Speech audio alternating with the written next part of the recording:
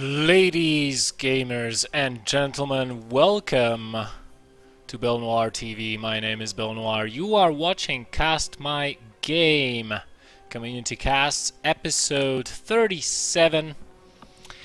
And as always, we are going to be casting 3 replays for you. I know it has been some time since I have aired one of these shows, but I'm here right now, and we are going to go into game number 1. Of course, I have said earlier that we're going to have a guest on the show right now, but since one of the replays is from the previous version of StarCraft, it kind of doesn't support watching the replay with more than one person. So I'm going to be doing the first replay on my own, and then for the remaining 2 replays, I'm going to call up Wolf over there, and we're going to be casting the remaining replays off of that. So let's load up the replay and jump into the first one. Before I do that, though, let me thank everybody for tuning in, and of course thanks to the YouTube viewers as well. Let's jump into the first replay. It's going to be... That's a really weird name to pronounce. Ejozl? I don't know. You'll see for yourself. It's a really weird name to pronounce. A really weird one.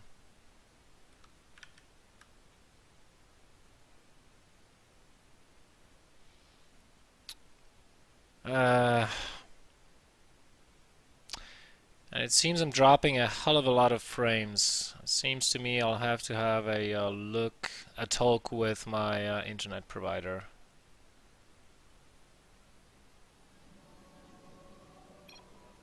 Anyways, let's hope it won't impact the cast too much. Jumping into the game, we have the red Protoss player ejozl in the top left position here on Acheron Wastes. His opponent is going to be AlBuKeRkE, the blue Zerg. This is probably a ladder game by the looks of it. And we can already see straight from the get-go that ejozl is going to be going for a gateway expansion. He's putting down the pylon so that the edge of the power field is barely touching the ramp.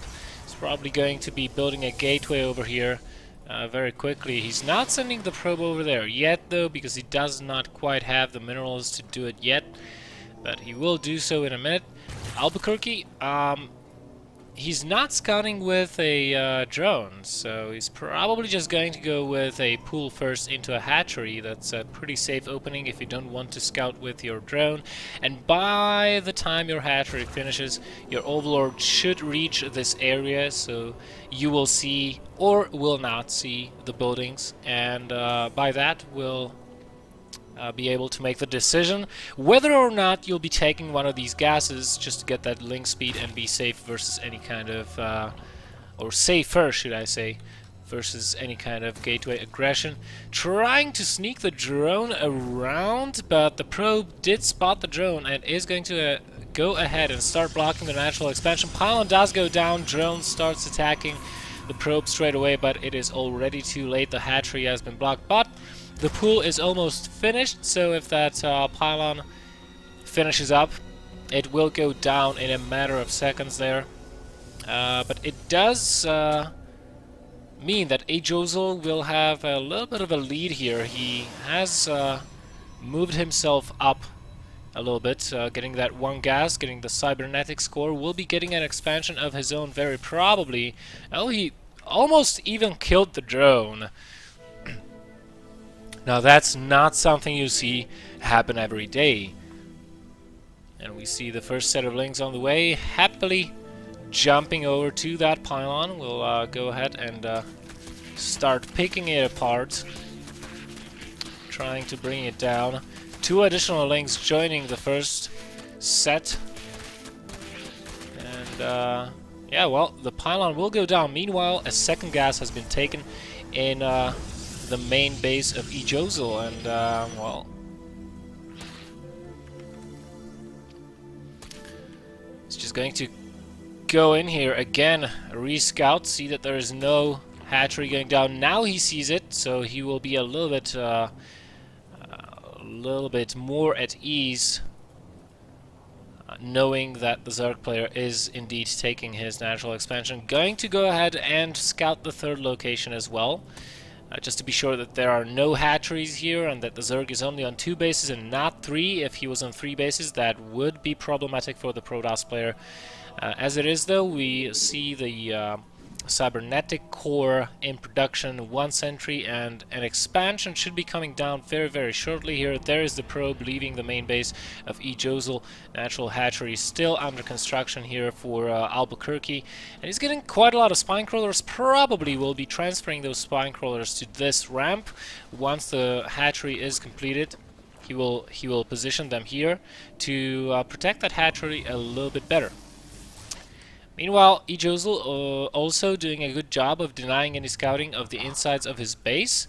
But AlBuKeRkE knows what is up for the most part. He does scout the natural expansion and sees the forge being put down as well. Sees 1 Zod and a sentry, second sentry. Not going to get inside, unfortunately, so will not scout if there is any additional follow-up to this, any kind of tech. Meanwhile, decides to get his lair.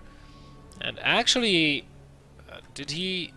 I think he skipped speed. We don't have speed on the field, so this is a very quick lair. And considering we have these spine crawlers in play as well, these... Well, okay, this can be 2 things, basically. These can be quick mutas. It can be a nidus.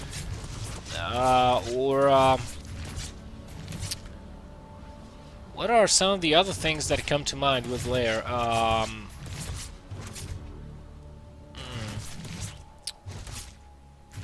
Swarm hosts, of course. Swarm hosts. So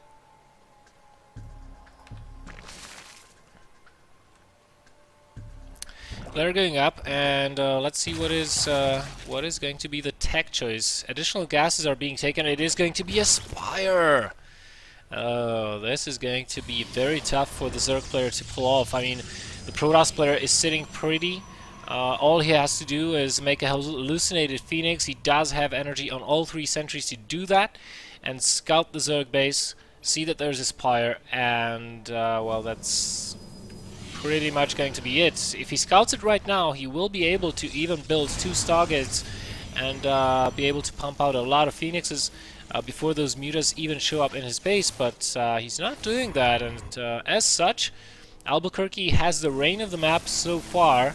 The Soul Lord, again, will not get any scouting whatsoever, but there's a lot of gateways going up right now for ejozl, as well as +1, so maybe he is gearing up for a 6-gate attack. Let's see how many gateways we do have out on the field, indeed.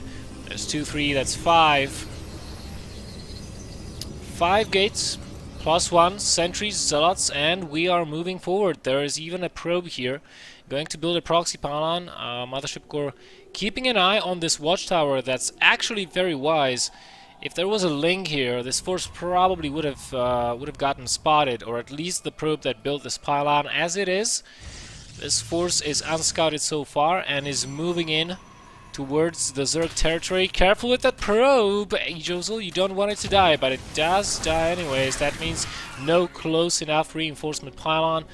Mothership Core going to check for the 3rd base, doesn't find anything, and that means the Protoss army will have to regroup now. The first set of Mutalisks is coming onto the field momentarily, and for all ejozl knows, there can be a base over here. I don't know if he will decide to head that way. I think this is exactly his plan here, but the Mothership Core is getting targeted down with the Mutalisks. AlBuKeRkE really trying to make sure that the Protoss player is not able to recall back home, which is exactly what he should do right now, because more and more mutas are entering the field, and he doesn't have a close enough reinforcement pylon with this, which means he will not have all of his units together if a fight occurs. There's the recall, the Mothership Core goes home, the Mutalisks are on the way towards the main and natural of the Protoss player, but the whole army of the Protoss is right here, and the Zerg knows about it. So here's the question: will the Zerg come back and defend with the Mutalisks, or will he just try to get as many probe kills as possible? Multiple cannons going up all over the two Nexuses. Probes have been pulled, but there are no Stalkers here, nothing, no photon overcharge available, neither, because the Mothership Core does not have enough energy, and the rest of the army is kind of stuck here posturing, but not really able to do anything.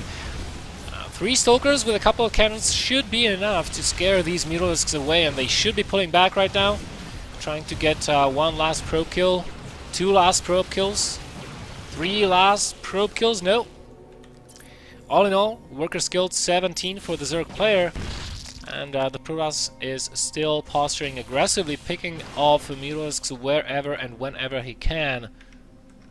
The total number of Mutalisks on the field is not that great though, it's not that high, only 6 Mutalisks on the field, 4 more incoming, but with 5 or 6 gateways, this should not be a problem for the Protoss player, because if he warps in more Stalkers, he should be able to deal with this. He does have a lot of sentries, and that means the Zerglings will not be able to touch the Stalkers. And versus this many Mutalisks, I think the Protoss player should go for it. He is losing the reinforcement pylon for now, but he is keeping this army alive. What is happening back home? No upgrades being researched from the Forge, no Stargates, no Blink, no nothing. And, well, you can't really blame him. I mean, ejozl, he lost quite a lot of probes, and he didn't have that many to begin with in, you know, prior to moving out. He's down to 31 probes versus 43 drones. The Mutalisks are making another run for it, and more probes will go down. This time, no probe pulls, just trying to defend with the units he's got. And I think ejozl kind of made a bad decision there. Now we see the double Stargates coming up, now that he sees that the Zerg is not letting up on the Mutalisk production, and the Muta count is rising, rising, rising, and rising. And now the question is, what will the follow-up be from the Zerg player? Will he just try to go mass Mutalisks, mass Lings? He does have a macro hatch, he's not getting infestation, and he's not getting any upgrades for his ground army. Just relying on... Oh my god, poor Zergling. He's just relying on pure numbers to stay safe, basically. He says, I have more units than you do, therefore you will not attack me. And, well, he's right in that. I mean, 44 Lings versus 2 Zods, 12 Stalkers, 10 Sentries. I still think that in a direct engagement, the Protoss army should be victorious, as long as the Protoss player keeps warping in more and more Stalkers. He's not doing that, but he is using those Stalkers to protect the Stargates. And until he gets like 6 Phoenixes or so, maybe even 8 Phoenixes, he will feel a little bit vulnerable. The Mutalisks are coming again into the main base, but will be pulling back, I think. And this is a crucial time. Cannot lose many Phoenixes here. If he does, this is going to be way more difficult for him than it necessarily has to be. The Phoenixes are giving chase to the Mutalisks though. +1 air weapons going down, free beacon as well, so probably we will see those anion pulse crystals making an appearance on the field of battle, and these Lings are just waiting for this Protoss army to be bold enough to move out of its base, out of the protection of the Nexuses, Nexus photon overcharge cannons, and the ground army, and then those Lings will happily run in, split themselves 20 by 20 and kill both mineral lines while the Protoss army is away. That is why you always need the Mothership Core with you. And, well, Corruptors being added into the mix right now. Anion Pulse Crystals, as I said, are being researched here, as well as +1 air weapons and shields. That's a really good choice by ejozl. And now here's the thing, the Corruptors really should be targeting down the Phoenixes. Get one, but one Corruptor falls as a result as well. The income tab showing that these two players are not very close to one another. The Zerg leading the income tab by a lot, I have to say. He's mining approximately 800 minerals more than his opponent, and 200 gas. And he's also getting a 4th base. This is a very dangerous time for the Protoss player. He's still only on 2 bases. If he lets this macro, this income of the Zerg player, to continue on uncontested, he may find himself in a precarious situation where he will be facing kind of a snowball effect, where he will be pinned down with the Muta ball, not really able to move out, especially if the Mutas are moving together with the Corruptors that protect them versus the Phoenixes. And the Zerg will be just free to take more and more and more bases. So look at this, even hallucinating some Phoenixes to tank some of the shots from the Mutas and the Corruptors. And now we have a big fight over here, but the Mutas and the Corruptors are forced to retreat. The Mutas count is dropping, only 11 right now on the field. Only 8 Corruptors remaining and continuing to drop. The Protoss player finally senses his chance as he's moving forward with all of his army sentries activating their Guardian Shields, and all of the air army of the Zerg player is almost dead. And what is remaining on the ground? We have 62 Zerglings on the ground, soon to be 80.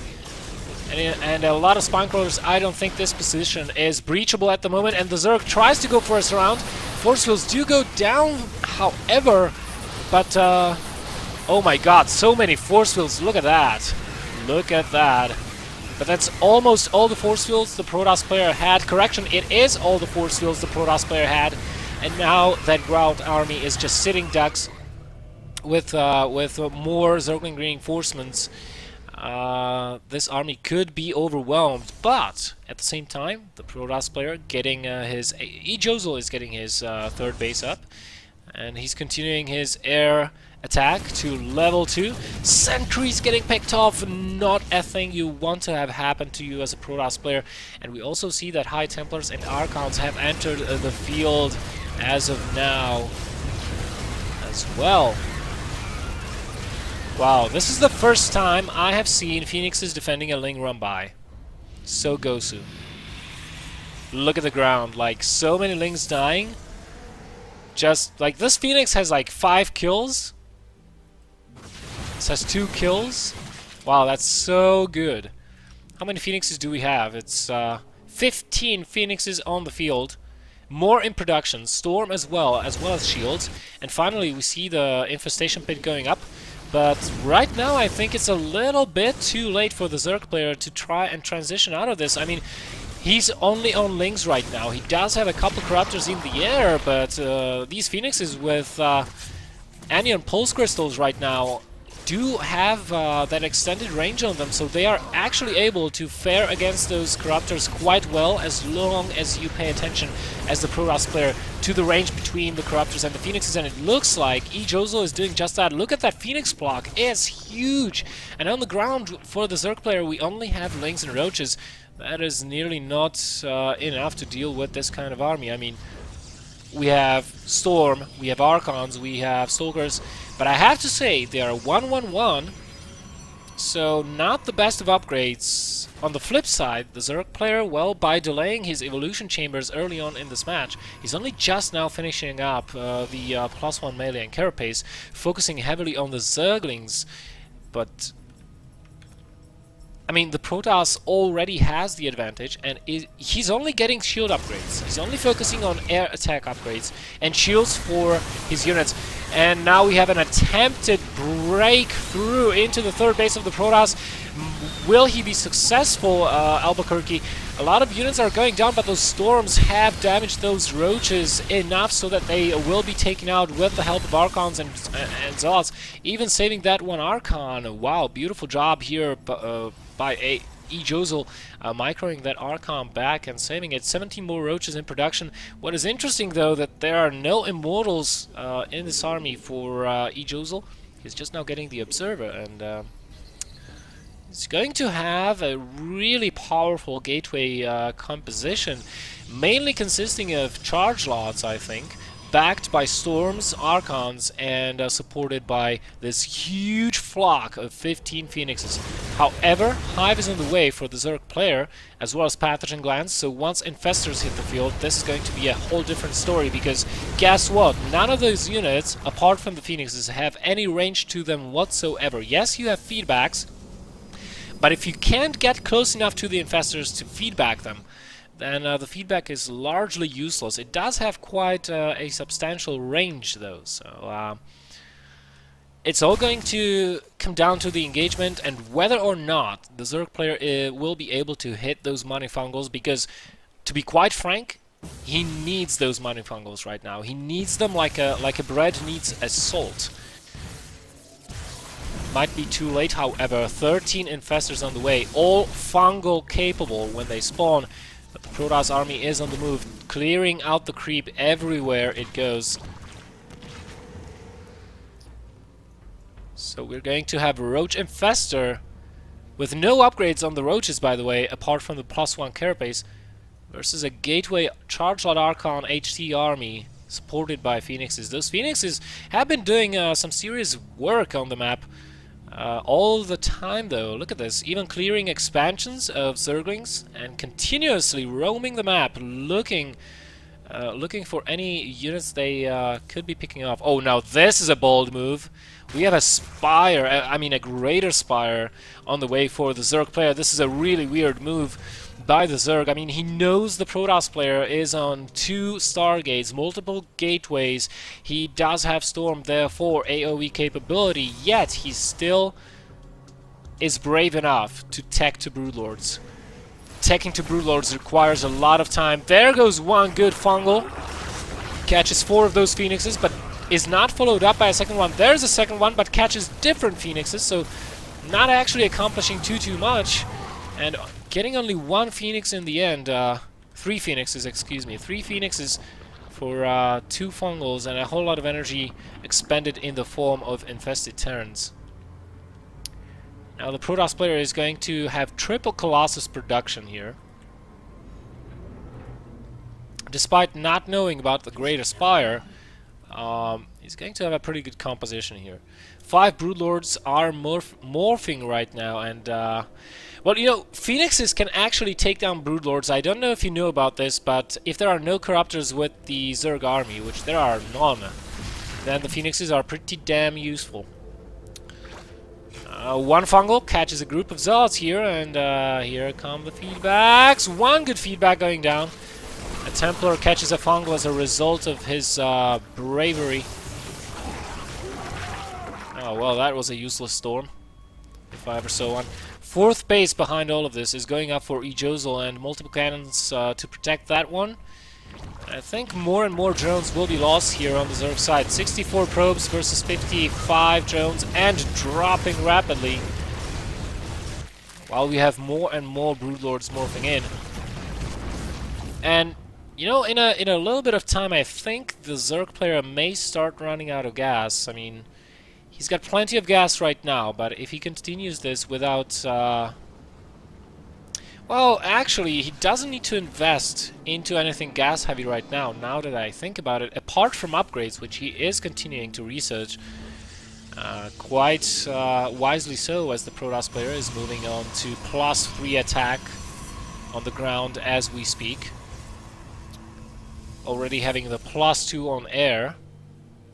Wonder why he's not getting +3. I mean, a transition to Tempests or Void Rays will be very, very powerful versus those Broodlords. I don't even know. I don't think those Broodlords were seen, actually, by the Protoss player. I don't think he saw them.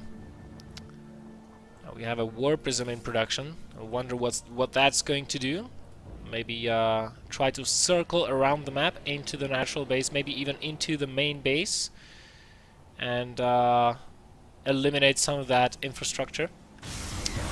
Now we have the Zerg player going forward very bravely here versus this many Colossus.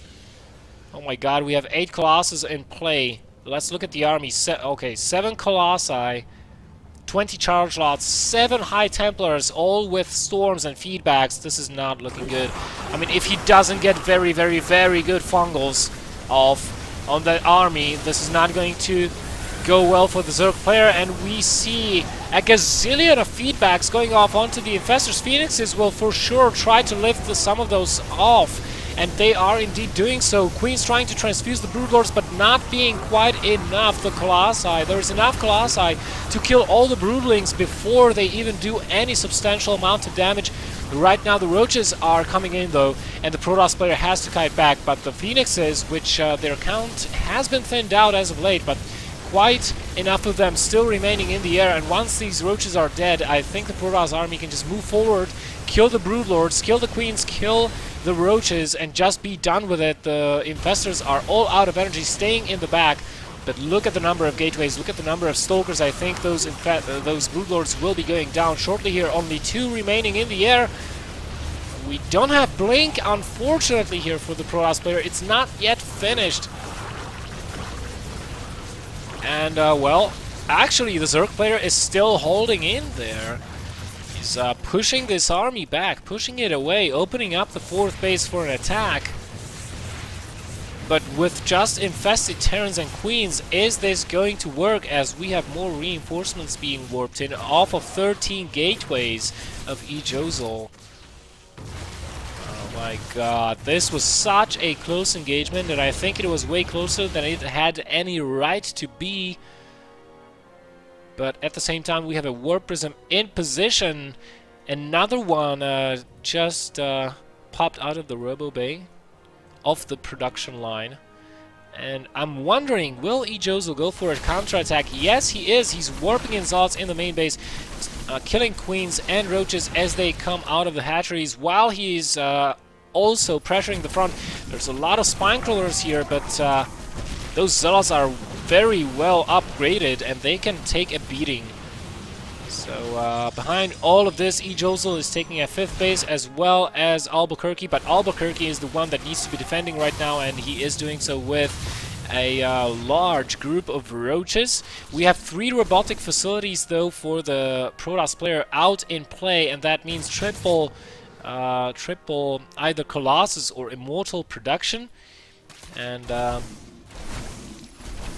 well, no Infestors for you, dude. Okay, so ejozl the Merciful. At the same time, he has to defend his natural. The production is getting picked apart. The charge slot's in a really bad position here for the Protoss player. This is a really precarious situation for him, as he's trying to do as much damage as he can over here while defending here. And all he has to do to defend is, the ground gateway army, which at this stage in the game is not that good versus Mass Roach. Despite the upgrades, it does seem that the Zerg player does have the numbers advantage, and he is taking out the charge lots very, very quickly. Still a lot of Roaches remaining here.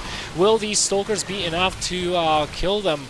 Meanwhile, the 4th base will be going down for AlBuKeRkE, equalizing the bases count a little bit, or the economy, should I say, as this base is finishing up, and this base is finishing up before they begin mining, though it's going to take some time. How many Void Rays do we have in the air? Only one. One Void Ray? It takes ages for one Void Ray to kill this amount of Roaches.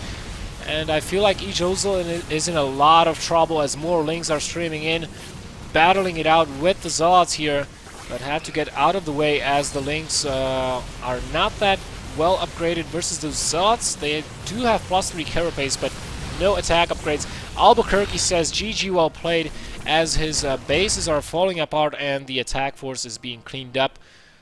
Wow, this was a very funky game and a very close one, I have to say.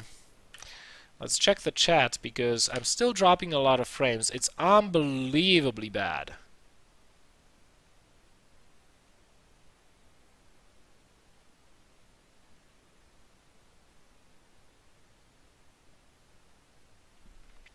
And it's not StarCraft, it's not my stream settings, it's just Twitch, I guess. It's either Twitch or my internet provider, because my upload is like 10 kilobits per second, and OBS right now is struggling to upload at least 1000. I do not know why. But it only happens in the evenings, you know? And it never happened before, only started happening recently. And it's driving me crazy.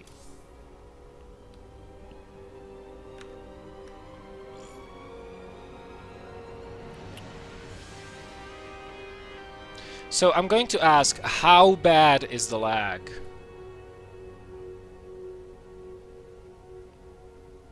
Because I'm even dropping frames like right now, and I'm not doing anything intensive.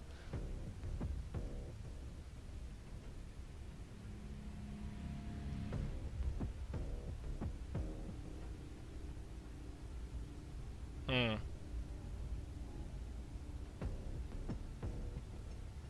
This is really interesting. Like, if the audio is fine and the video is lagging, that's really strange.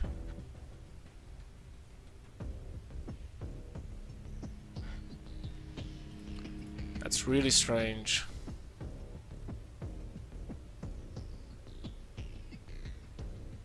Like, I'm watching my stream right now on the primary screen, and it's like freezing every half a second. What the hell?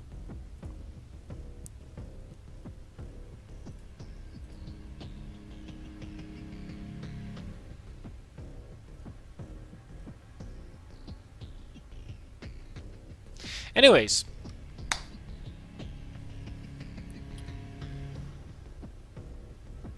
Yeah.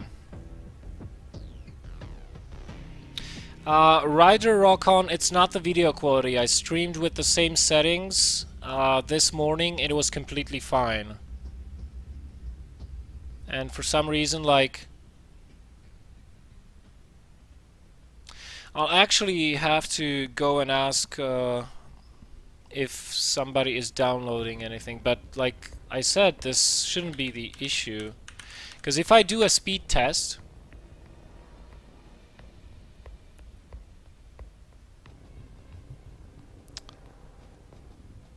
to Amsterdam, through which I'm currently streaming.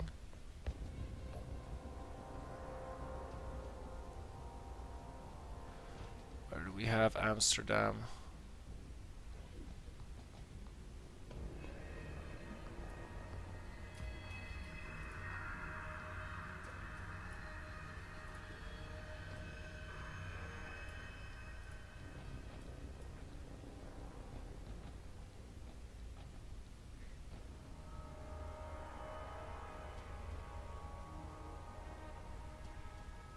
Amsterdam.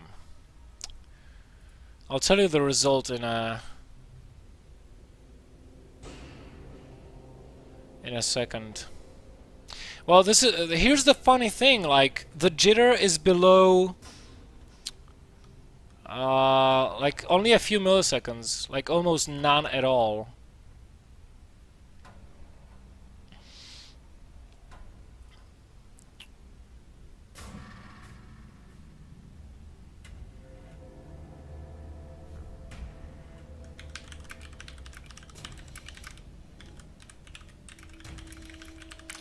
Alright, let's call a Wolf up, because I did promise you a host. So the next two games I'll be casting with Wolf.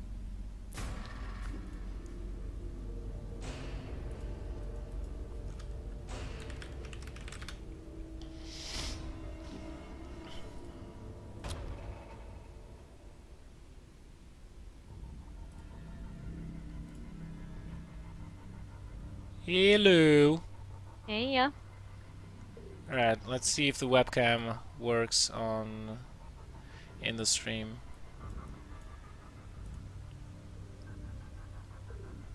And looks like it doesn't. Why? Wait a minute. I need to fix this. Well, you said it's not about the quality, but maybe it still works better when the quality is lower. So even though normally it works differently, maybe you should try to change it.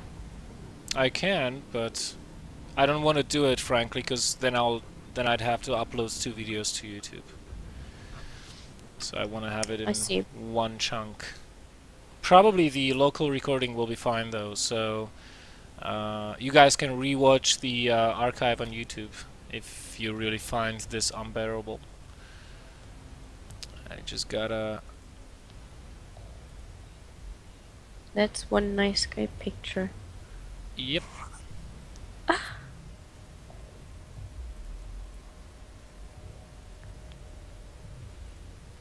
By the way, just for information for everybody, my voice is a bit rough, so please, you know, it's not like I want to be unfriendly or anything. Just drinking some tea next to this. Alright. So, Somebody says your bitrate might be a bit high. listen, I have a 10 kilobit per second upload. So even if I were to set my bitrate to 8 kilobit per second, it shouldn't matter. The fact that I have a... Like, I just now tested it through speed test, alright? It shows me my upload is like currently oscillating between 6 to 8 megabits per second. So I have it set to 2500. That's way lower than what my capacity is. So it shouldn't matter. I mean, the only thing that is going to change if I lower the bitrate and restart the stream is that you're gonna get a lot of blurring and the lags won't disappear, so... By the way, my video's still not in the right position. I'm Okay. looking into that right now. Okay, just checking. Why is this... Okay. Alright, so it looks like... Damn it. It looks like this baby here is not very good with aero turned on. Why?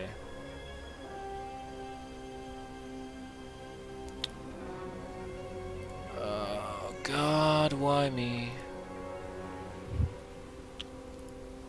There was a...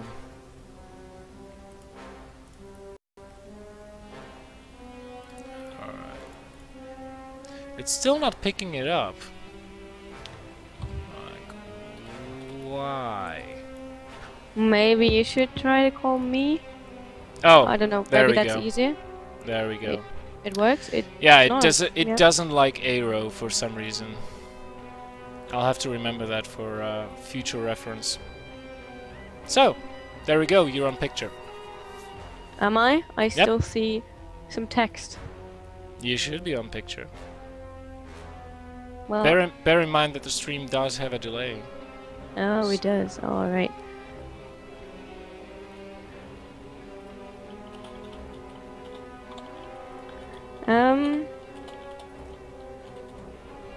Oh, now your stream is in my picture. Your stream picture. Anyways, I'm gonna load up the replay and invite you in. All right. So, replays. Let's see. We're gonna be doing a PvT. It's gonna be Chyrias versus Gwynbleidd. What do you say? A 30-minute long game. 30 minutes. All Yep. right. Oh, I had a 30 really minutes. weird 50-minute game yesterday. I think something like this. No. There we go. There we go. All right. Everything seems to be set up. Wait, how do you pronounce this proto's name? Chyrias? I don't know. Curious. Okay. Chyrias. Curious. It's Chyrias, the god of death. All right. That's what he's going to be today. Okay, ready? Yup. All right, let's go.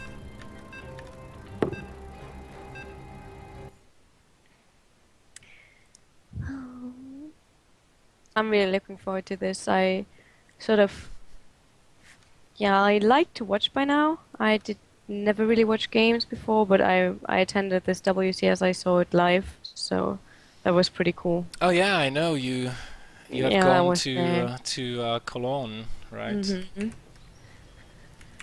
All right. So we're in the game, and this is God damn it! What's the name of this new map? I haven't memorized it yet. No, me neither.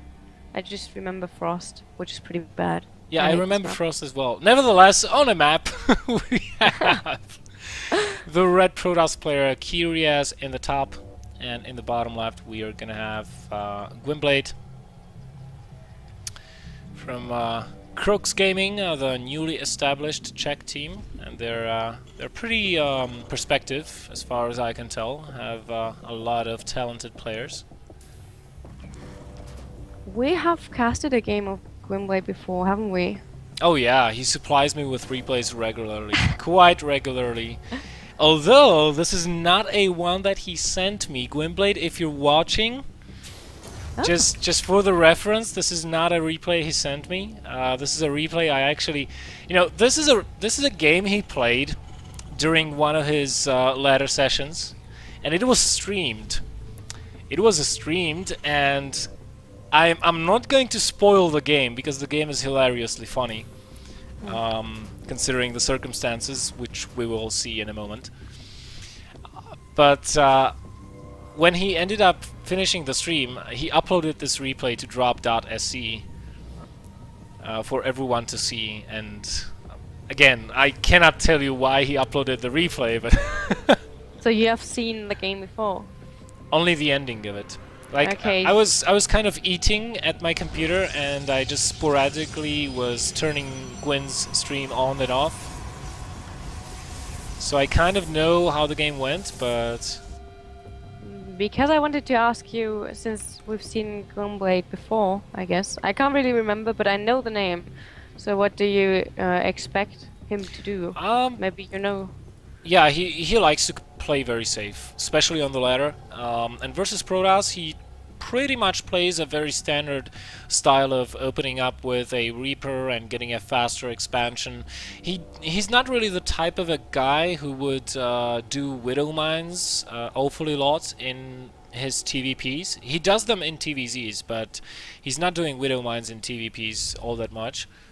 And yeah, here it is. We can see that he's putting down the expansion, and will be basically his build is like get a Reaper, a Reactor, a Bunker, and then he'll follow that up with an NG Bay. The hidden probe scouted it though. Yep. So Chyrias knows that he's going for an early expansion, and he also sees the Reaper coming. So he should be prepared. Somehow I want to address him as a her because this name sounds a female. I don't know. I'm sorry. No, he's definitely a guy. Okay, but he's expanding too, as reaction to this, I guess. So let's see. Yep. The mothership core is probably going to intercept. Okay, is not going to intercept the Reaper. Let's see how many kills that Reaper will get. It did get one probe. Yeah. Now he got one. Yeah. So 2 probes total. Did get a full scout, so knows that the gateway is not producing. Actually, not a whole lot is happening here for Chyrias. He's now getting. This is a great thing to happen for Gwynbleidd, and a very bad thing to happen for Chyrias. Twilight Council and a Robo going down at the same time. What do you think will follow? You know, I just talked to a friend about that, and what came out was a DT drop. Yep, that's what I'm thinking as well. Yeah, so You're getting there. You're getting there. I'm getting there. You'll be a caster one day. Don't worry. But still, it's sad that the Reaper scouted all this. Well, yeah, Reapers are very pesky like this. I mean, whenever as a Protoss player you want to go for a DT drop or a DT opening in general, or a Stargate play, or anything out of the ordinary to which the Terran player has to adapt, sort of, and make certain precautions so that he doesn't die. If they open up with a Reaper, you go like, oh shit, and now I can't do anything because he will scout it every single freaking time I do it. So What I sort of don't really like is that what was his name? Chyrias always pulls many of his probes. He's losing a lot of mining time for that. oh yeah, And he's already going for this tech, and it was scouted, and he's losing so much. Like this whole surprise thing, and yeah, did he scout the Dark Shrine? Let's see. No, he did not. But I don't think he did, but I don't necessarily think that he has to. I mean, no, yeah. Gwynbleidd still has that Reaper alive, which is amazing, and he already is prepared. Look at this, a turret between the natural and the main base. Multiple bunkers going up in case this turns into an Archon all-in or a bust or something like that. He is supply blocked, however, at the moment, so that is not good. And otherwise, everything is going to continue as normal. He's going to go up to his factory, get the starport, wait for his +1 to finish, get his +1 armor, and just try to push out as usual. And still the Reaper is alive, still doing work here, and actually has seen the Dark Shrine. Yeah, well, late by now. He should have known what to do, but he already set up one of these towers, so that's not too bad. But the Warp Prism is in position, sort of. I think he's warping in now and to unload some DTs then in the base. Well, he's getting ready to do that, but not really doing that right now. Waiting for his gateways to open. Yeah, that was okay. He's just warping in directly in the base. But works, he was not yet scouted there, so 2 DTs on the way now. And he's splitting them up. Exactly, but both. What is this DT doing? Okay. It was clicked directly where the tower stood, so couldn't get there. So both DTs have been killed. These DTs did absolutely nothing, and well, the economy is still pretty equal. But Chyrias he's not been macroing properly behind this, so he was floating 1,000 minerals at one point. And he's really mining quite a lot. Actually, he's on par in income with the Terran. And, you know, here's the scary part, because when this doesn't work, you kind of have to have a backup plan. Doesn't look like Chyrias has a backup plan. He's just sort of haphazardly queuing up gateways and pylons all over the friggin' place. And Gwynbleidd looks like... Yeah. And Gwynbleidd looks like he's ready to push out, and Chyrias will have to defend. Yeah, and behind Gwynbleidd, probably moving out pretty soon, he's also producing another command center, so he's going for a third behind that. He should be pretty safe now, because he knows that his opponents spend a lot of minerals and time and basically everything on this tech. Oh yeah. Definitely. I mean, if Gwynbleidd hits before Storm finishes, he should be able to do outrageous amounts of damage. He's kind of leery of moving out, though. He's still a little bit apprehensive. Does see that DT, I think. Yeah, definitely 2 sees Marines get killed. So one Marine is still moving across the map. I think he's scouting for third or something. I'm not quite sure about that. But Storm is getting closer to finish. So it's... I think it will be done as soon as Gwynbleidd is in front of his opponent's base. Let's see if the DTs can clear a bit more. Not yet. Another Marine. And we'll get another one before there's a scan, I think. Actually, Gwynbleidd's doing the smart thing, not even wasting scans. Look at this, so smart. Just leading the DT back to the turret. Yeah, those DTs have been quite... not really effective, I think. No, they were not. And right now the storm is finished, so, you know, I think Gwynbleidd kind of just missed his window right now, where he could have done a really good portion of damage to the Protoss player, and right now he's going to struggle to do so. I mean, he is adding on 5 more Raxes. His base is almost fully built over with Rax.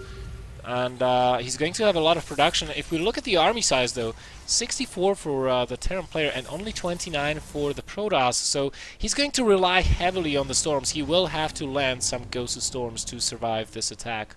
Yeah, he's playing greedy, but he knows like how Gwynbleidd was so passive yet. Yep. He built up a third too, so it's nearly going at the same time. And Gwynbleidd is still just dancing around the map in the middle. A storm landed on some Marines. Nothing got really killed off, so this damage will be healed. And the Templar went down. Now there are some scans. He sees how many Templars are there, and there's quite some storms available. Yeah, Gwynbleidd is trying to get into a good position here to engage that army. He needs a lot of space to split his units and kite back.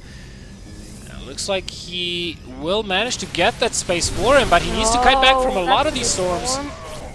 Oh, no, these storms, they're good, but it's still not enough to kill off the whole army. But the Charge Lords and the Templars, this is quite a good composition. Yeah, it is, but as long as Gwynbleidd kites back and avoids the range on those Templars, he should be relatively fine. I mean, he's got a ton of production back home, and, well, he just decides to load up and go drop the main base. That is a very good call here by Gwynbleidd. And it's exactly like you said. I mean, the storms were good, but they, for the most part, only damaged the units without killing any of them. Here we have the recall into the main base by the Protoss player, and these Marauders, along with the medevac, probably will end up being killed.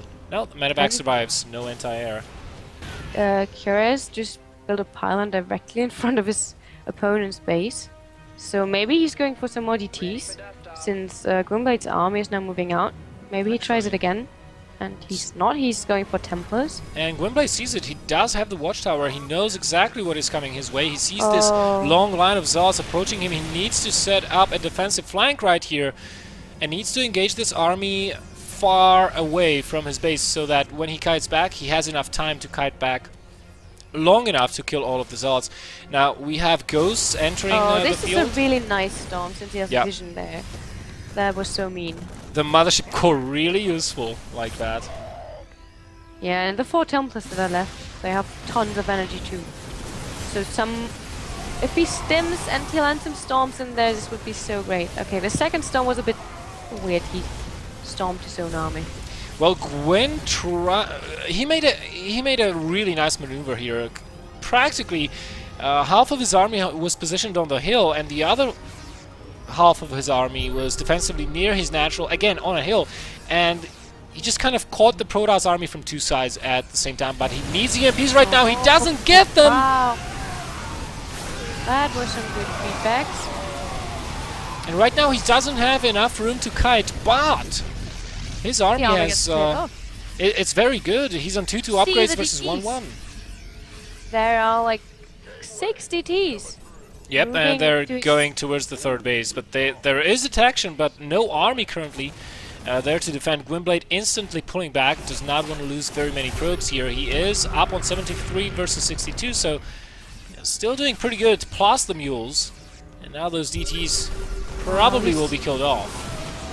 At least 3 are still left, but 1 is standing on the edge of the detection.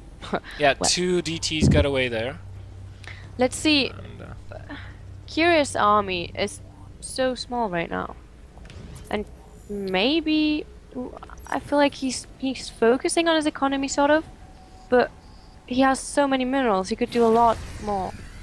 Now yeah, he finally definitely transfers some probes. That's good. I mean, this is kind of the shortcoming of a lot of Protosses, that when they are multitasking, they either micro or they macro. They don't do this. Both of those things at once, because it's so hard to do as a Protoss, and really it doesn't really fit the play style of the race that much.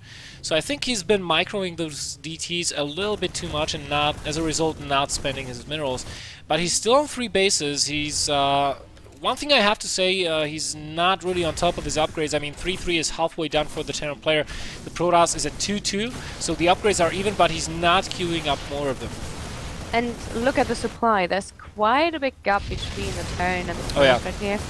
So the storms that are not really... Oh, they just got ready. So these have to be great. Otherwise, I don't see how he's able to clear all the EMPs. He does get the EMPs on half of the Templars, but still the other half has storms available. Gwynbleidd eats the storm! That's a really good one. He ate the whole storm. Warping in some more zealots. I still think this is not enough. I don't think it is. I mean, if Gwynbleidd focuses down... Oh my goodness. Wow. Half his army is not fighting.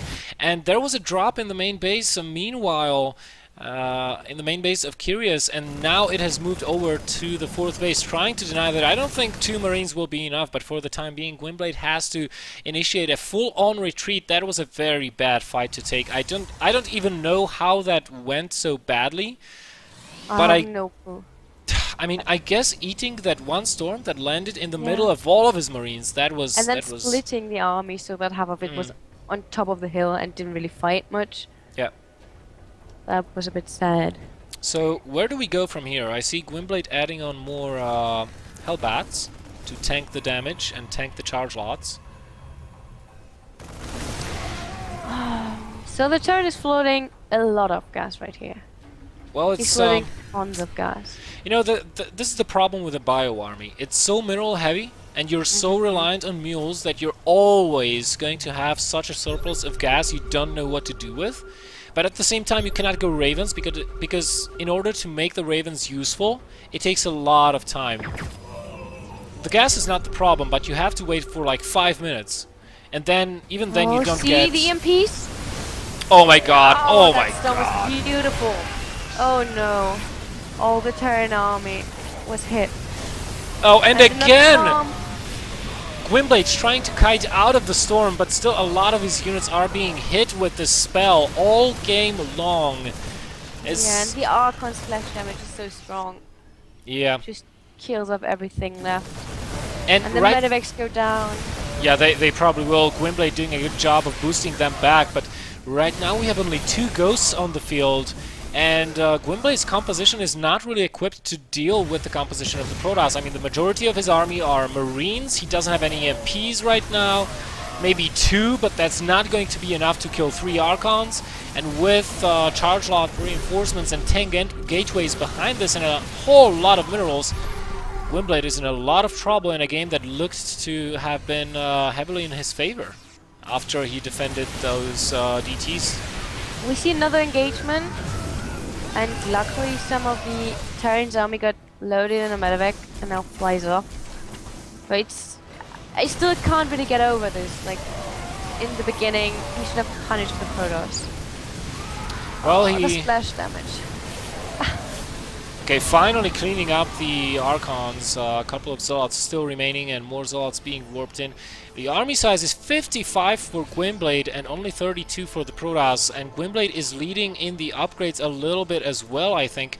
No, actually the upgrades are even, and +1 shields will be finished up in about 100 seconds.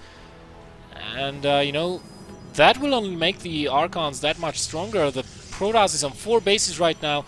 Gwynbleidd happily mining off of this PF as well, and probably will think about taking another base here shortly. Yes, he is going to try to do that, but I don't know. I mean, I think what this calls for is just way more meat in Gwynbleidd's army, like more Hellbats, more Marauders, and he's still quite marine heavy. Yeah, that's right. And EMPs don't really seem to be that useful right here anymore, since he's morphing everything to Archons, but yeah, just some Templars have been warped in. So, oh, that's so greedy. Chyrias is taking another base. But he's in a quite good position. I still don't know how it got to that. Like, in the beginning, it would have been so amazing if the Terran would have just attacked.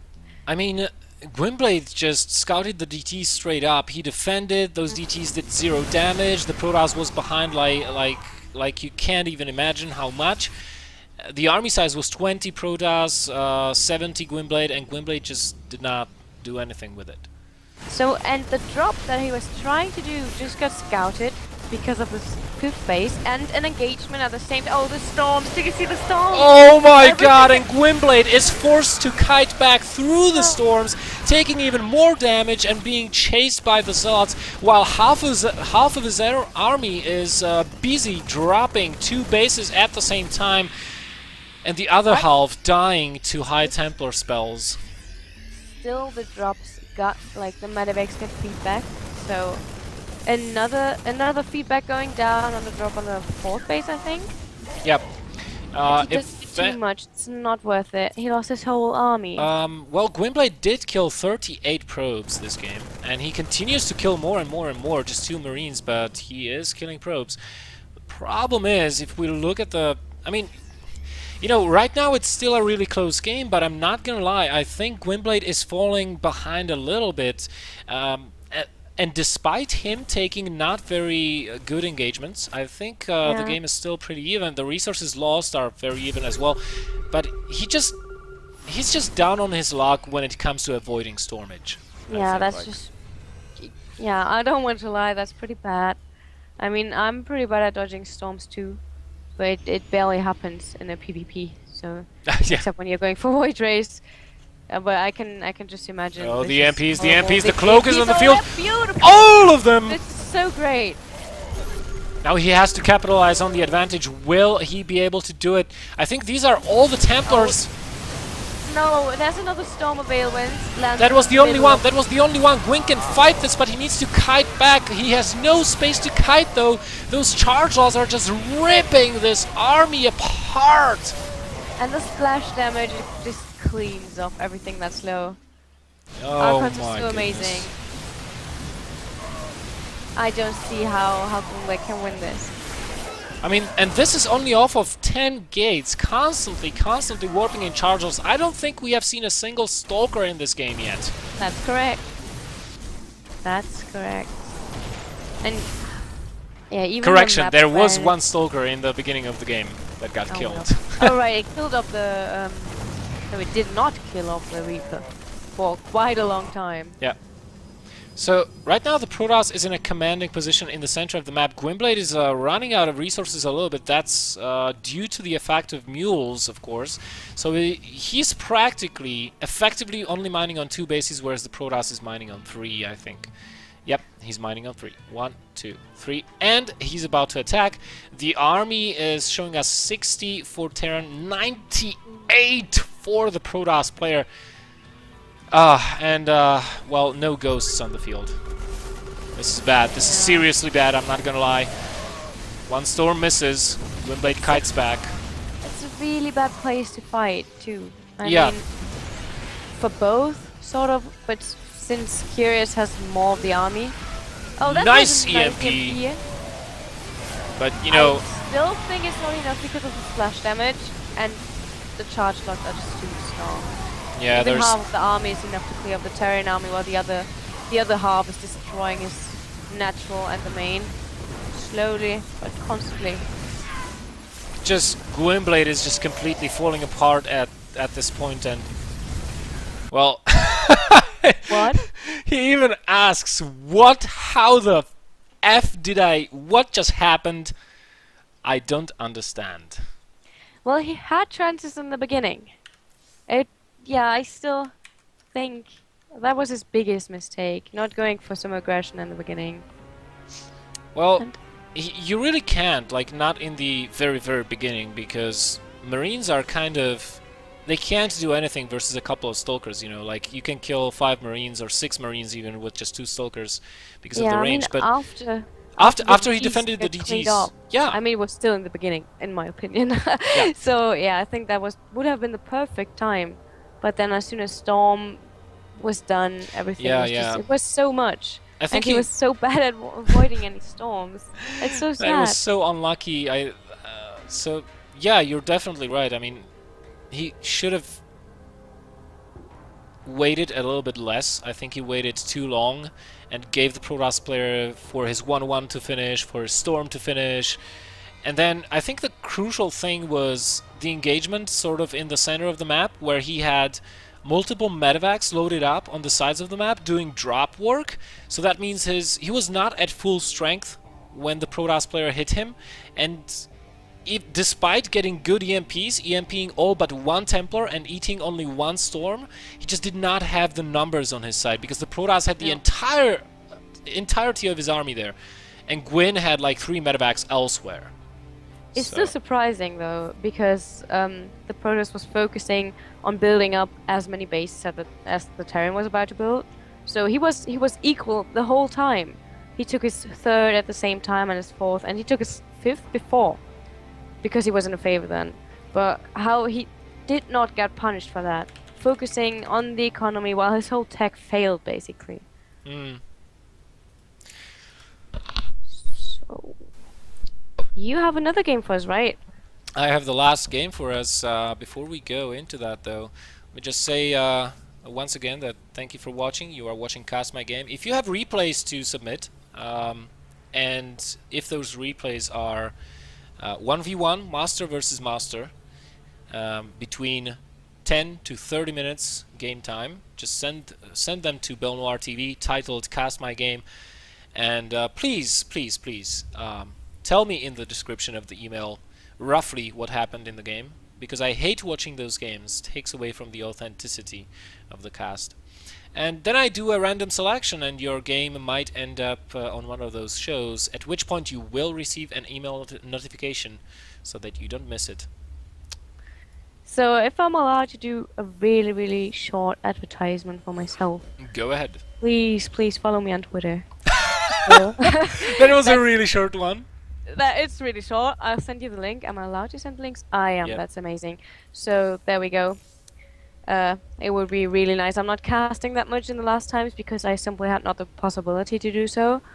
But I'm laddering a lot and I'm streaming my ladder games, and I'm always up for casting if there are possibilities.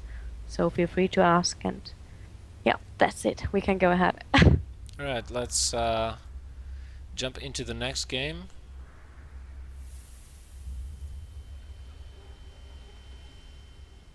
Huh, alright. So this is going to be a TVZ. We don't have that many TVZs lately. I have not seen very many of them. So I'm really happy I have a TVZ to cast.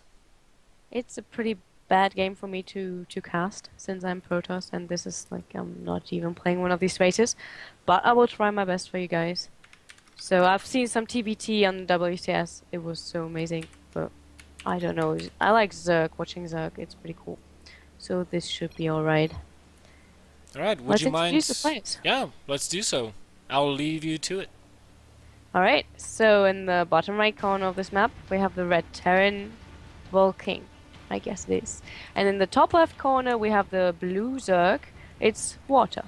From clan, I don't know. It's sgehtD. It's one of the... Is it German, actually? Yes, it's one of the prominent German clans. You should know that, being from Germany. sgehtD. No, I don't know that clan. I'm really, really sorry for that. Well... I'm not so into watching this whole clan stuff. Oh, you should be. You should be. Actually, I'm casting another very prominent German team, C-Play. Okay. On this Sunday at 8 p.m. They're going to be fighting versus We Wanna Win clan from Czech Republic as part of the SC2 Community League. That's pretty cool. Yep. Are you casting alone? Yep. So far. Do you need somebody to join in?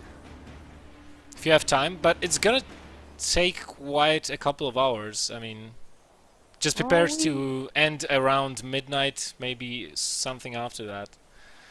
Well, we can talk about that later. Just let's watch this game first. So, do you know any of these players? I know you Water. Probably know Water. Yeah. I know Water. His name previously was Hordon, and he's in the chat with this nickname on Twitch. I see him. He's the one who sent me this replay. It has been quite a while, though, since he did so.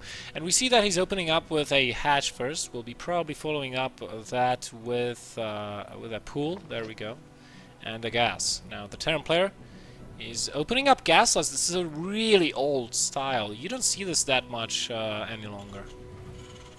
Well, I don't see any gases taken yet. So, I don't really know what to expect, since I don't even know, like, what strategies do Terran play against Zerg? This is the thing. Like, usually you see the Terran players opening up with a gas expansion.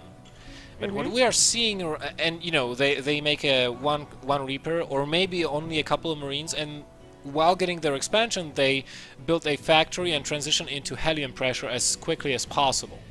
But what we're seeing here is a lot older style that we used to see very frequently during the Wings of Liberty era, where you expand without any gases whatsoever and just rely on your marine numbers and your timings to keep you safe. Of course, you will take double gas very quickly after that expansion and add on more stuff, probably a factory or maybe 2 barracks if you want to go for bio. So, you know, the gas on Walter's side is not really needed because the Terran is not getting Hellions, so speed for Lings this early on in the game would be a waste of resources. That's sort of true. And actually what I do like is that the Terran already managed to kill one Overlord, so he supply blocked his opponent for a second. And he's going for I like the small things happening. Another command center. Yeah, he's going for a really greedy build. I expect double engineering bay play. We have one going up, but that is only to block the third base of the Zerg player. This is a really smart move, because you can delay the third base from going down for quite some time, and there is no way the Zerg will be taking the right base as his third, because he would have to break down the rocks first. And you kind of need roaches or hydras to do that, since it would take ages to do that with lings and queens. Yeah, the eBay is about to get cancelled, and another overlord got killed. And the command center isn't so far away from being finished. So let's see if the Zerg player is going for a hatchery too. I would really like to see that. I think he will be. I mean, it's standard play most of the time. We see that water is also taking double gases. So probably will be getting a lair or a link speed. Depends on how fast he wants to go mutas or what composition he's aiming for. I'm putting my money on the first 100 gas going to link speed. And well, what I'm surprised about is this Hellion transition for the Terran player instead of going double NG base and multiple barracks. Why do you think that's surprising? Well, because these Hellions will come a little bit too late to do anything. So there is really no point in getting them out. Actually, the factory, yeah, see, 4 Hellions gonna be coming out, but if Water is smart, he won't take literally no damage off of this. He's getting link speed, he's starting up his lair, no Roach Warren anywhere and no Spine Crawlers, but I think he should start building at least some defenses relatively soon here. I would like to see Hellion drops. Well, that would be quite amazing.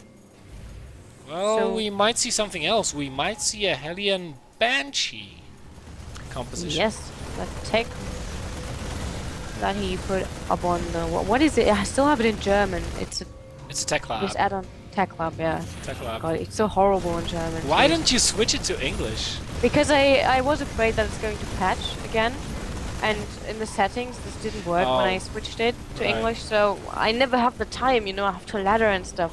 There's no time for patching again. Alright, so yeah, I don't know. I guess I can be happy that I don't have StarCraft in my language mutation, because there is none for my language. So I just leave it in English all the damn time.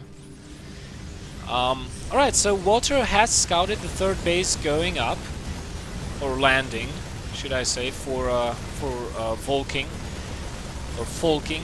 And, well, the Hellions are still doing absolutely nothing. The Spire has been queued up right now by Water, so, you know, in about 2 minutes, those Hellions will be completely useless, as well as the Banshees, because there will be detection, there will be air-to-ground capability for the Zerg player, and as we all know, Hellions don't shoot up.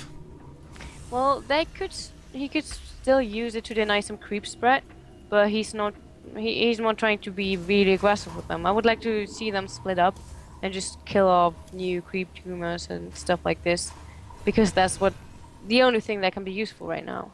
Yeah, I mean, it's not like they can get, at least not unscathed, to any of these mineral lines that they definitely want to be reaching at some point in time. But where do we have that Banshee going to? Oh, both Banshees actually at the natural base, not doing anything. So I think Volking, you know, just is using a really wrong build versus Water, and he's burning one chance after another to do damage. He's like setting himself up to do damage, but his timings are just like 2 minutes later than they should be every single time. So the Banshees are moving out right now, and hopefully he's trying to scout or anything. Maybe he gets some queens. That would be at least something. That would be good. 9 he scouts roaches now. Yeah, he does. Those roaches probably are just defensive roaches because of the Hellions, though. And well, it's the first and only thing he sees at the moment. So I'm happy that he sees something. Well, you're right about that. He got 0 scouting going for him. I mean, he knows about the 4th base going up. He does have a Widow Mine there, so he would be wise to burrow that. And maybe he can catch a drone transfer when it does happen. That would be really nice. Those Banshees getting only 3 kills and now will probably be killed off by Mutalisks. And right now, well, if we look at the Harvester count, 63 drones versus 72 SCVs,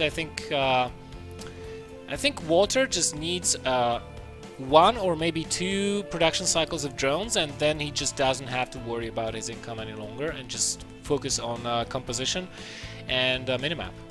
And that's the problem for Volking. I mean, when that happens, if he lets that happen, he'll be in a lot of trouble. The army sizes are very similar, but I don't know. I like that he's spreading the Widow Mines right now, so that he has some map awareness, but he's not burying most of them. So I hope this is coming at some point. It would be good.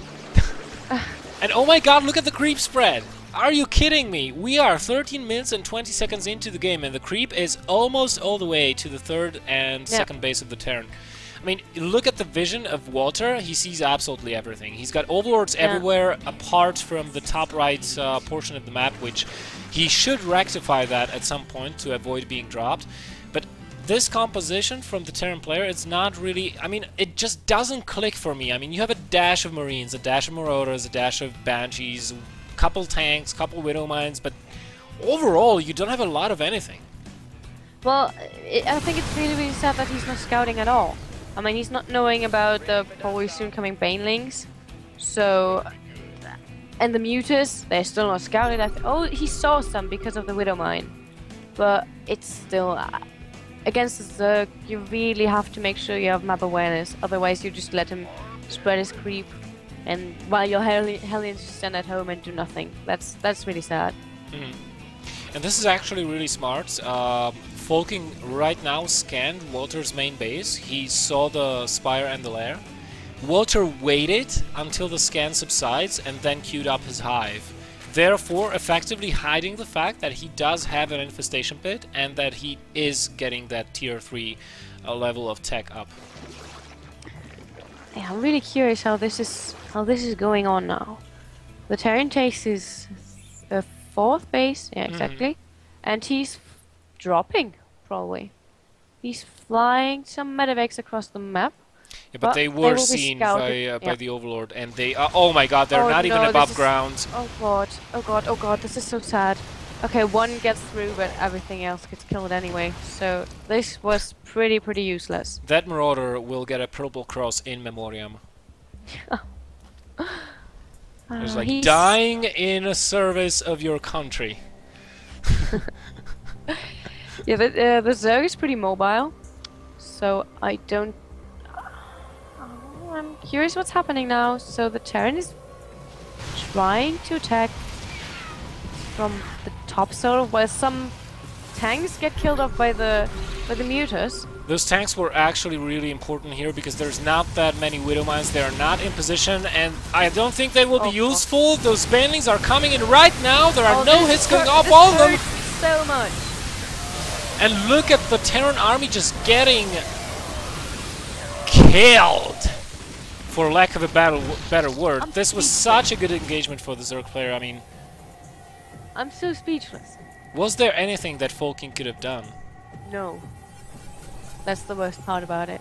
Well, you know what they say, a woman is always right, so I'm not going to argue. He's going for another command center while he has literally... Well, I mean, he has to.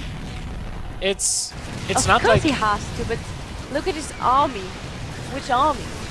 Like, well, he does have quite a lot of army supply still. I mean, 80 army supply versus 64. Okay, just take a look at what the Zerg is producing right here. So, I don't think... Oh my god, Ultra Cavern, Greater Spire, Adrenal Glands. Does he have +3 already? No, he doesn't, but I don't think he needs them at this point for his ground army. I mean, you know, and look at the bank. He's banking almost 3,000 minerals and over 1,000 gas. He needs more bases though, like 2 more bases. One is going to go up here, and I would really like Walter to take this top base just because of the gases, basically. Yeah, finally our Terran takes the watchtowers. It's a start, and he's going for this attack again at the same spot. but still without any tanks. But the map vision from Walter, I mean, he's going to see this no problem. Right now, Red. Volking Same. is doing a good job of staying off creep. Mm. But, oh, look at the dots on the minimap. Right now he sees the reaction time is about 1 second. The Widowmines are getting in position, getting burrowed. Oh, this could work out. It could work out. Okay, okay, now. One good hit on the mutas, but not killing any of them. And here come the Bendings and the Lings and the Ultralisks. This is exactly what Walter's been waiting for. Ultras spearheading the attack, or the defense rather.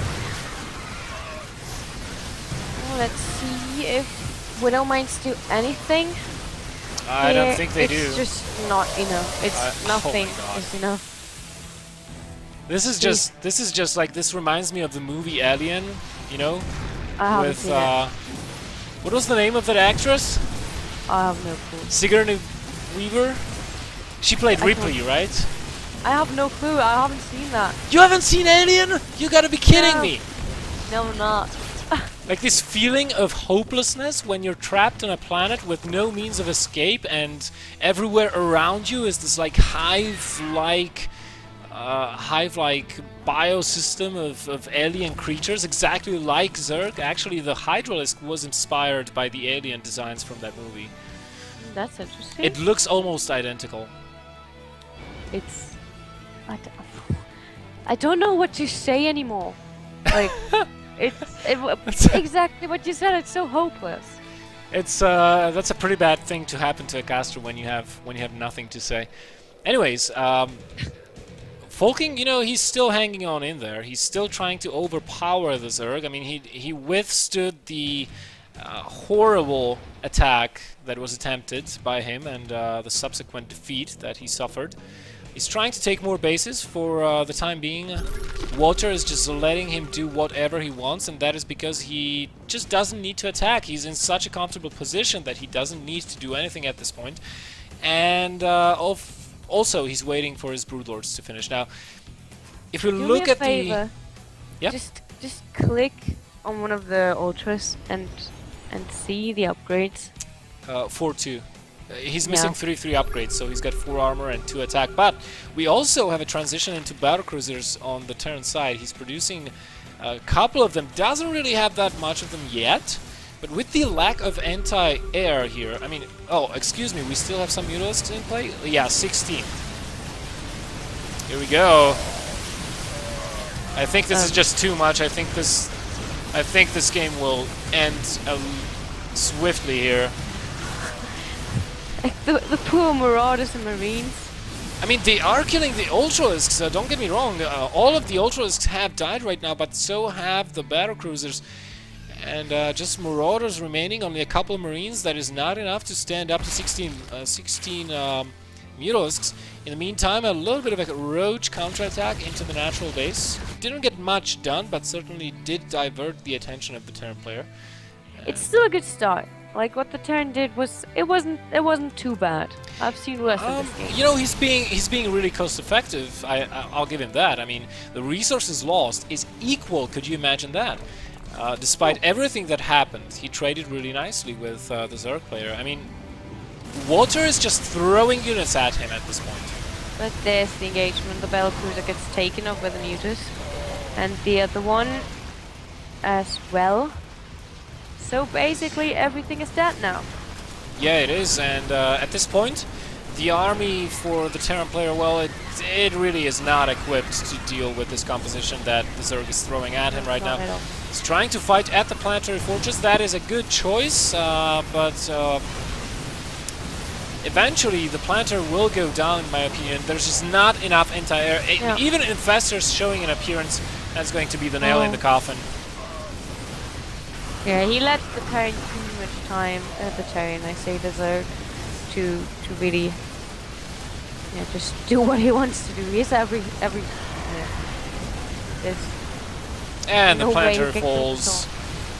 And, well, Volking is trying to produce Vikings at this point, but that's not going to be enough, especially since Water does have a dash of Corruptors with his army here. And, I mean, just the Broodlords even if nothing else was here, just the Broodlords and the Infestors, that alone would just be too much for Volking to handle at this point, just because he doesn't have the right type of units to deal with this. Yeah, and some altars coming now again. But look, there's so much from the Zerg side. Oh, with those fungals, those ultras will just clean up those marauders, no problem, easy peasy. The Broodlords will finish the job. Miro is still around to deal with those pesky battle cruisers, and well, this should be GG any moment here, Wolf. Yeah, I don't know. This was so crazy. It's so sad. There's so much. And there is the rage quit. Army. You know what they call these games? What? Like, it was a slaughter fest, in my opinion. It was. Like, I'm still in this. I'm still watching the screen right now, and it's so horrible. Like this, you never ever want such a creep spread to happen. That's something you should avoid, not on any cost, but quite a lot.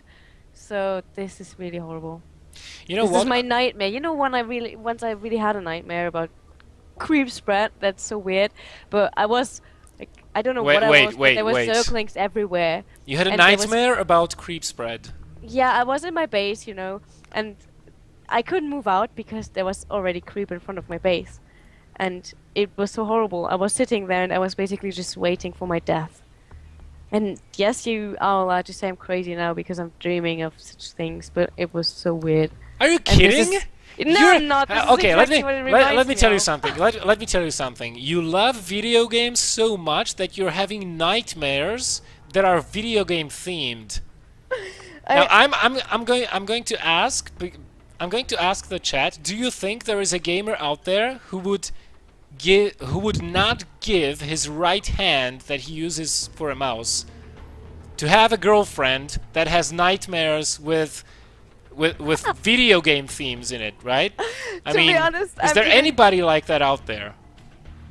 I don't think anybody would turn down a girl that is dreaming about computer games, because frankly, I'm not dreaming about computer games, and I'm a hardcore gamer. It always happens when I play the whole day, so you can be sure I always dream about StarCraft when I play StarCraft the whole day. But I'm even left-handed on the computer, which is pretty weird. Just as you mentioned, everybody's giving his right hand the mouse hand for, well, it would have been my left hand. Everybody mocks me for that. You're a left-hander? No, I'm not. That's even weirder. I'm right-handed. You see, Hordon would give his right hand for a girlfriend that dreams about video games. You have one out there, at least one fanboy that would do it. Thank you. No, that's so weird. Like, nobody... You should really think about that. Nobody wants to have a girlfriend dreaming about computer games, because that means she's basically playing the whole time, so she wouldn't even have time for you. That's sad, but it's true, I guess. Yeah, kind of is. I'm still looking at the damn screen. This creep spread is killing me. Yeah, it was so good, wasn't it? It was. That was really good. I mean, I once dated a girl that played Counter-Strike, and actually you're right about that, because all the evenings and the nights she spent in PC banks playing Counter-Strike with her squad. I told you. And I'm like the single player type of person. I don't play team games, right? So I was like at home and playing my RPGs, and I was wondering like where she is, and she's like, "I'm at a PC bank. Don't bother me. We're losing." Bam! She hangs up.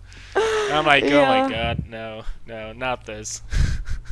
Yeah, I prefer playing 1v1 ladder all the time. So even if friends ask me, "Oh, come on, let's play some 2v2," no, I have to ladder. I'm sorry. Okay. Oh well. Did you finish the campaign, by the way? Of course. That was the first thing I played every single time, both times actually. Well, I just started the Wings of Liberty campaign. You're kidding me? No. Okay, wait. Question. Have you played the StarCraft and Brood War campaigns?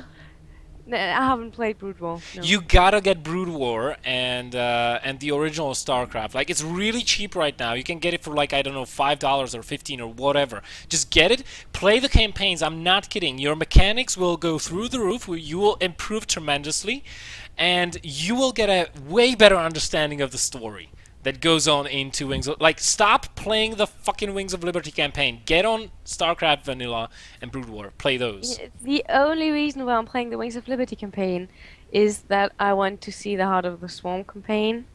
That's everything. So It won't allow you to play it if you don't complete the Wings of Liberty first?